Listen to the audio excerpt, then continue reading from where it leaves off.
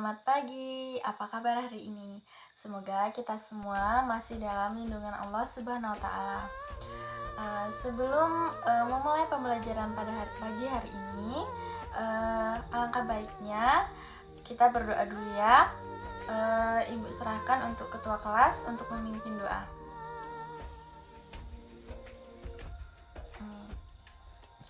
Selanjutnya, ibu akan mengabsen dulu ya anak-anak. Yang pertama, Ani, Ina, Bayu, Bagas, Lala. Oke, alhamdulillah pada pagi hari ini anak-anak ibu dapat hadir semua ya. Sebelumnya di sini ibu akan bertanya. Sebelumnya, apakah sudah ada anak-anak yang mengetahui tentang materi kita hari ini yang membahas tradisi masyarakat Arab sebelum Islam? Ya, yang sudah tahu boleh angkat tangan.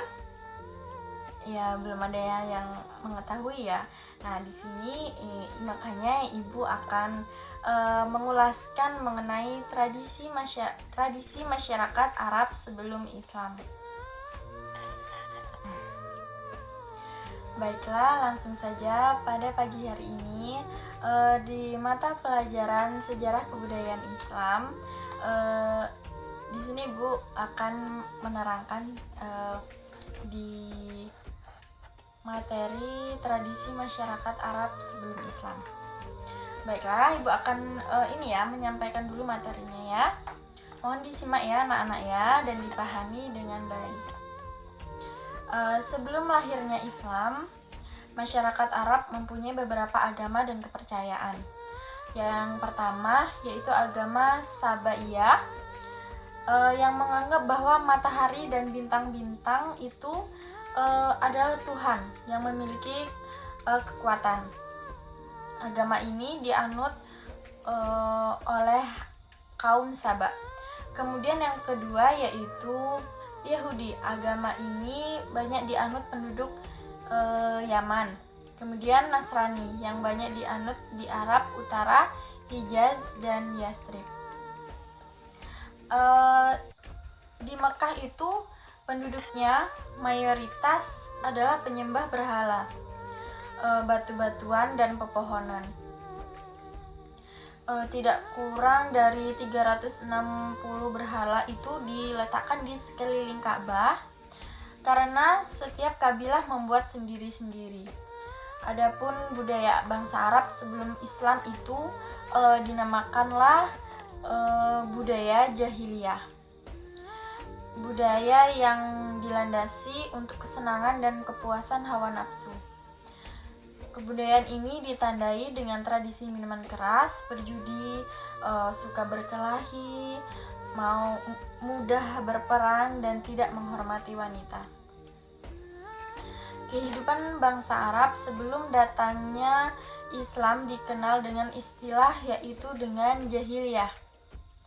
Masyarakat jahiliyah identik dengan peradaban yang sangat-sangat amat buruk.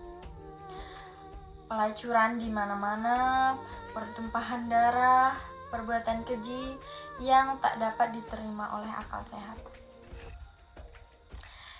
Ya, selanjutnya, kondisi sosial bangsa Arab pada saat itu memiliki klarifikasi yang berbeda-beda, di mana kaum bangsawan mendapat kedudukan yang terpandang. Jadi kalau misalnya bangsawan itu pasti di kedudukan yang paling tinggi. Mereka memiliki otoritas dan pendapat yang mesti didengar. Gaya hidup masyarakat Arab pada masa itu terbiasa berbaur antara kaum laki-laki dan perempuan. Boleh dikatakan kehidupan mereka jauh dari akal sehat gitu loh.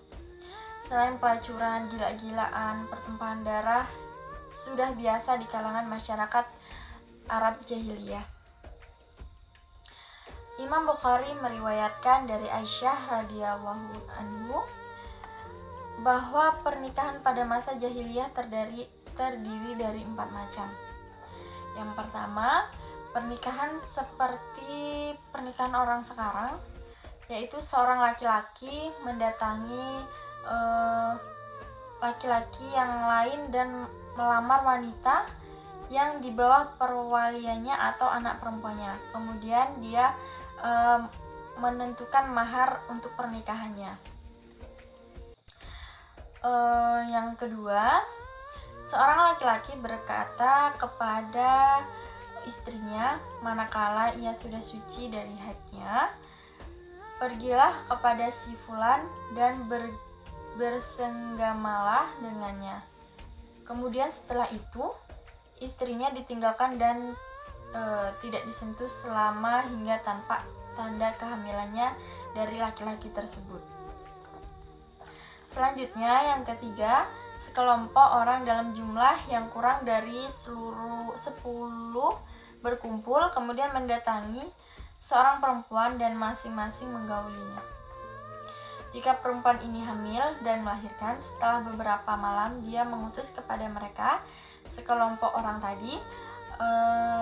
Ketika itu tak seorang pun dari mereka yang dapat mengelak hingga semuanya berkumpul kembali dengannya. Lalu si perempuan itu berkata kepada mereka, "Kalian telah mengetahui apa yang telah kalian lakukan dan aku sekarang telah melahirkan." Yang terakhir yaitu banyak laki-laki mendatangi seorang perempuan, sedangkan si perempuan ini tidak menolak sedikit siapapun yang mendatanginya. Mereka ini adalah para pelacur. Di pintu-pintu rumah mereka ditancapkan bendera yang menjadi simbol siapapun yang menghendaki mereka, maka dia bisa masuk. Jika dia hamil dan melahirkan, laki-laki yang pernah mendatangi itu berkumpul lalu mengundang ahli pelacak. Kemudian si ahli ini menentukan nasab si anak tersebut kepada siapa yang mereka cocokkan ada kemiripannya dengan si anak itu. Ya, itu tadi yang sedikit materi yang Ibu sampaikan mengenai tradisi masyarakat Arab sebelum Islam.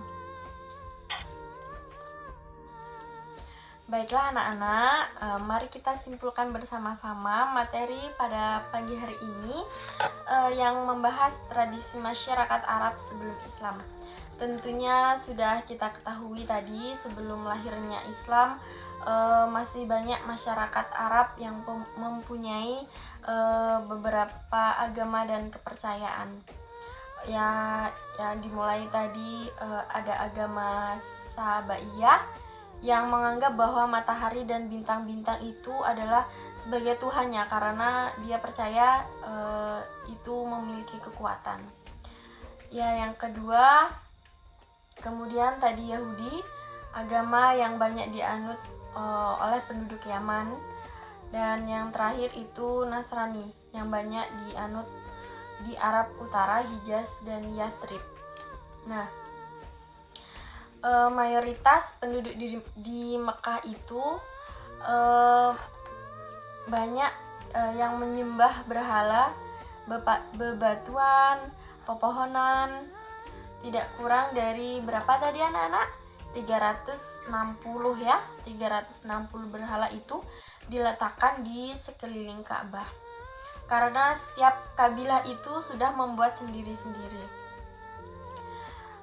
Kemudian sebelum lahirnya Islam, masyarakat pada zaman dahulu itu dinamakan dengan budaya jahiliyah, yaitu di sana budaya yang dilandasi untuk kesenangan dan kepuasan nafsu pribadi.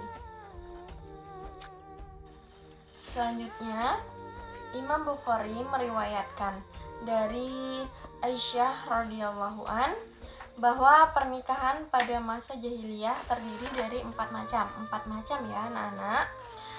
Yang pertama, pernikahan seperti pada masa saat sekarang, yaitu seorang laki-laki mendatangi si wanita yang di bawah perwaliannya atau anak perempuannya, kemudian dia menentukan maharnya dan menikahkannya.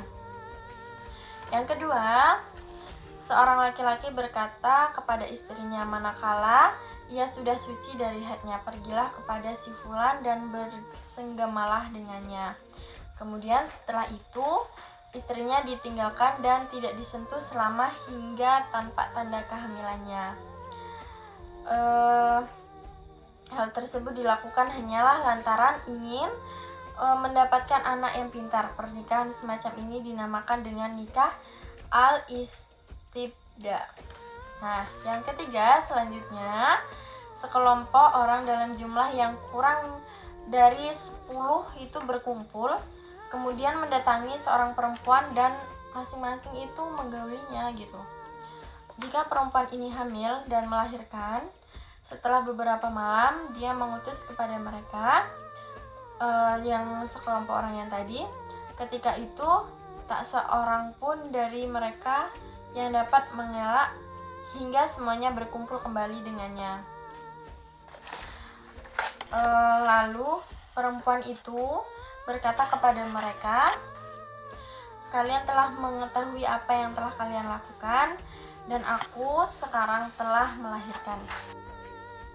Kemudian yang keempat, yang terakhir, yaitu banyak laki-laki yang mendatangi si perempuan ini, sedangkan si perempuan ini tidak menolak sedikitpun siapapun itu yang mendatanginya. Mereka ini adalah para pelacur. Di pintu-pintu rumah mereka ditancapkan bendera yang menjadi simbol siapapun yang menghendaki mereka maka dia bisa masuk. Ya, itu tadi yang dapat Ibu sampaikan ya, sudah kita simpulkan bersama. Semoga bisa dipahami dan bermanfaat ilmunya untuk kita semua ya anak-anak. Baiklah, terima kasih pada hari ini karena anak-anak Ibu sudah mau kondusif untuk mendengarkan materi yang dapat Ibu sampaikan pada hari ini. Maka berakhir pula pembelajaran pada pagi hari ini. Kita ucapkan hamdalah bersama-sama. Alhamdulillahirabbil alamin. Nah, kemudian Ibu serahkan lagi untuk ketua kelas untuk memimpin doa pulang.